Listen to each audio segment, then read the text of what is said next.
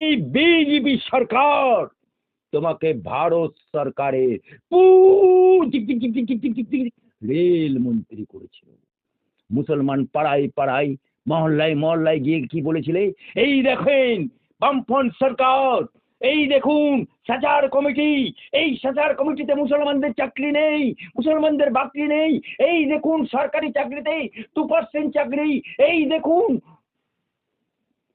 যে সমস্ত মাদ্রাসা আছে, এই দুঃশাসনের সরকার, এই বিজেপি সরকার, এই সাম্প্রদায়িক সরকার, পাশে গুজরাট, সেখানে মুসলমানের বাস 11%। আর বাপের টাকা তোমার বাপ রেখে গেছিল, তোমার খালেপ্পা রেখে গেছিল। এ টাকা বাংলার মুসলমানের টাকা, এ টাকা বাংলার হিন্দুর টাকা, এ টাকা বাংলার সনাতনীর টাকা, এ টাকা বাংলার অধিবাসীর টাকা। 2026 সাল আনে দিয়ে বাংলার মুসলমানও তোমাকে তালাক তালাক তালাক করে দেবে।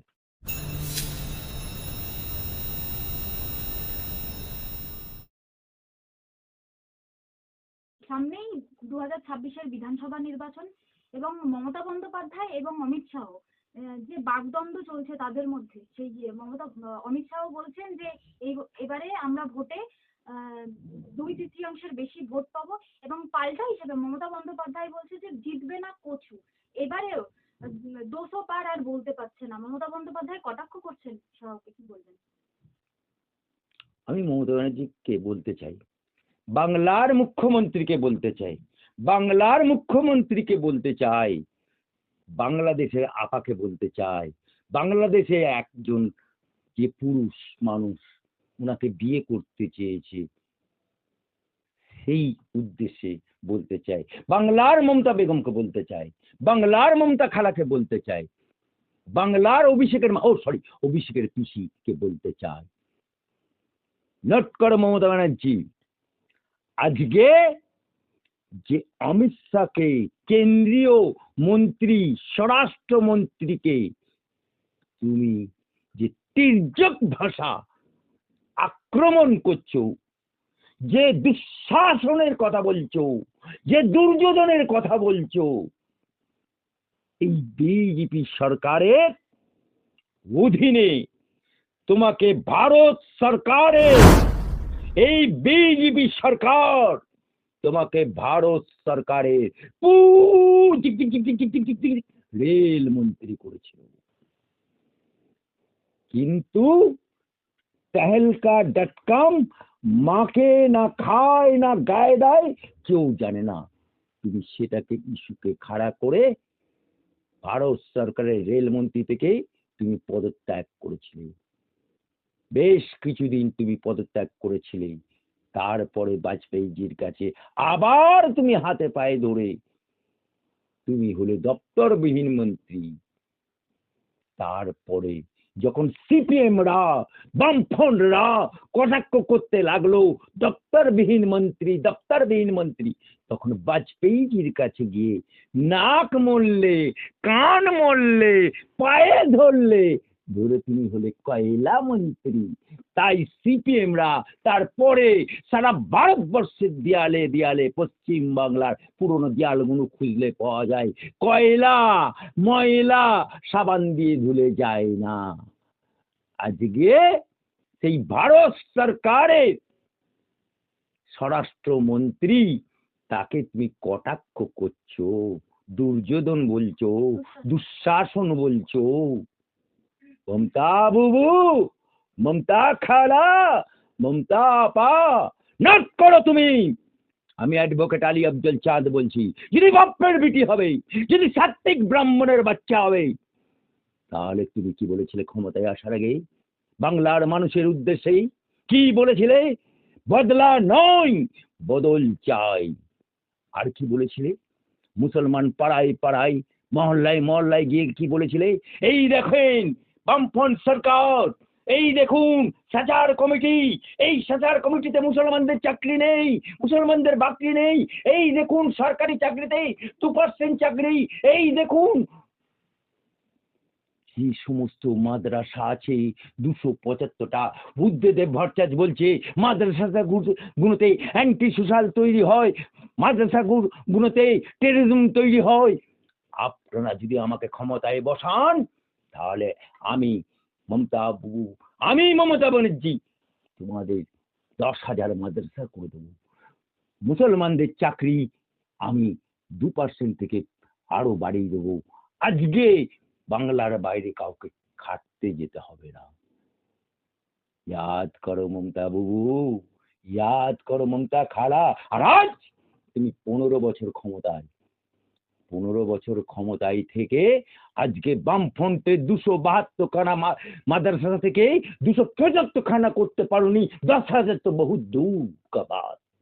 আজকে বাংলার বুকে মরছে মুসলমান, মারছে মুসলমান, জেল খাটছে মুসলমান, বোম মারছে মুসলমান, ভোট লুট করছে মুসলমান। আজকের তারিখে 42,000 মুসলমান জেল খাটছে।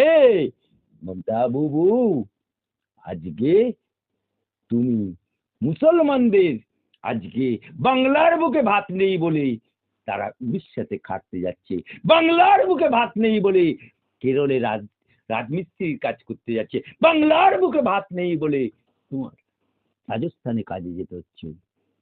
মমতা বুবু, আজকে বাংলায় মুসলমানদের চাকরি 2% থেকে কমে 0.5% এসছে। অথচ এই দুঃশাসনের সরকার, এই বিজেপি সরকার, এই সাম্প্রদায়িক সরকার, পাশে গুজরাট, সেখানে মুসলমানের বাস 11%। আর মুসলমানদের সেই বিজেপি সরকার, সেই দুঃশাসনের সরকার মুসলমানদেরকে 10% সরকারি চাকরি দিয়েছে।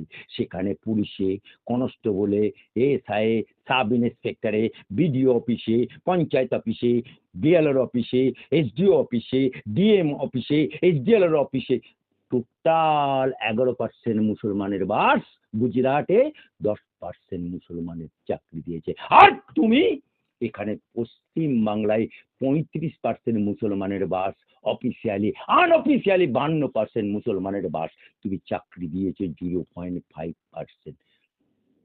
আজকে বাংলার বুকে চাকরি খেকো মুখ্যমন্ত্রী তুমি, আজকে বাংলায় তামান্না হত্যাকারী মুখ্যমন্ত্রী তুমি, আজকে বাংলায় আনিস খান হত্যাকারী মুখ্যমন্ত্রী তুমি, আজকে বকটুয়ে 10টা মুসলমান, একটা পরিবার দাও দাও করে আগুন জ্বলছে, মায়েরা চিৎকার করছে, বাচ্চারা চিৎকার করছে, বাঁচাও বাঁচাও বাঁচাও।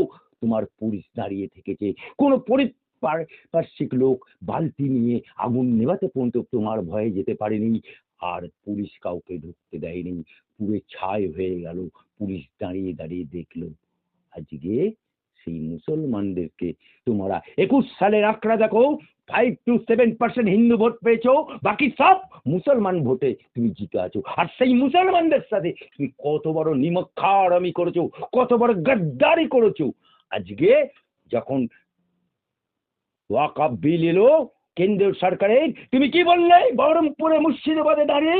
আমি মমতা ব্যানার্জি বলছি, আমি মুসলমানদের মসিয়া বলছি, আমি মমতা ব্যানার্জি বলছি, আমি মমতা খালা বলছি, আমি মমতা আপা বলছি। डरने का बात नहीं है, डरने का बात नहीं है।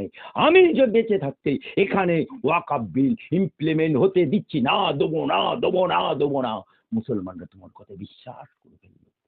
5 মাস আগে তুমি এই কথা বলে এলে, আর মাত্র 5 দিন বাকি থাকতে তখন তুমি বললে কেন্দ্রের বিজেপি সরকার, কেন্দ্রের ভারত সরকার ওয়াকফ নিয়ে যে বিল পাস করেছে তা আমি অক্ষরে অক্ষরে মানিয়া লইলাম, পালন করিলাম।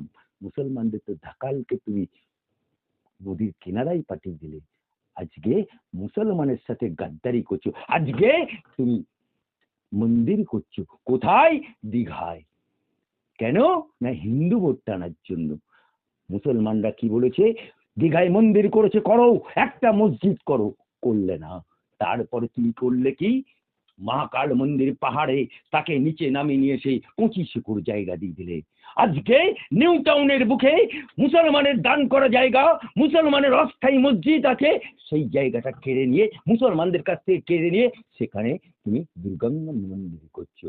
আজকে তুমি যখন মন্দির করছো সরকারি জায়গায়, সরকারি টাকায়, কার বাপের টাকা? তোমার বাপ রেখে গেছিল? তোমার খালে পর রেখে গেছিল?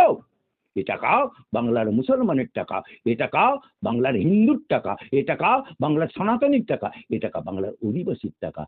আর হুমায়ুন আলীকে ওখানে একটা নিজের টাকায়, সরকারি কোনো লেনাদেনা নেই, নিজের টাকায়, দানের টাকায়, নিজের জায়গায়, কেনা জায়গায় মসজিদ করছে।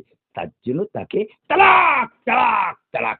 2026 সাল আনে দিজে বাংলার মুসলমানও তোমাকে তালাক তালাক তালাক করে দেবে। কিন্তু